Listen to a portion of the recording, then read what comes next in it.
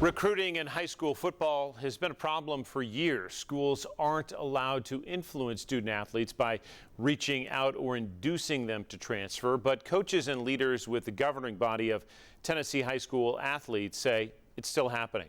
Karthik Venkatraman spoke to 3 coaches to learn what they're seeing.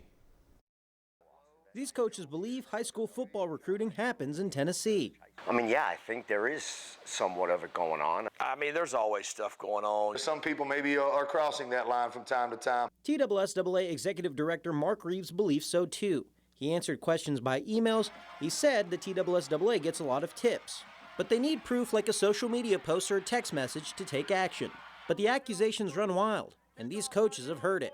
I hear the chatter. It goes all the way back to, years ago when I was coaching, middle school at Fulton for 15 years, But obviously, if I'm, recruiting, we've lost 9 ball games in 2 years, and I'm a pretty poor recruiter.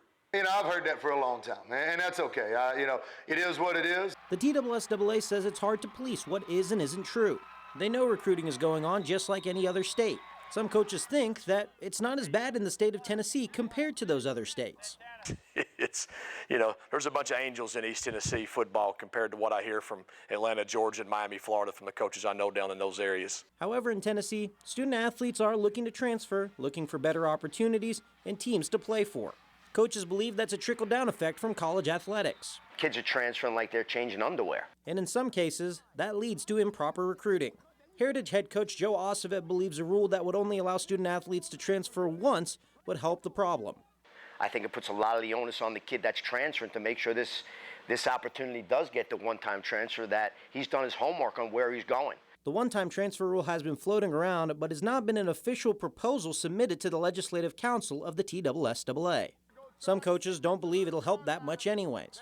Ultimately, coaches feel the only way to stop schools from recruiting their kids is to be good in what they do and make sure that they're helping develop their kids for that next level so they don't seek out a better opportunity.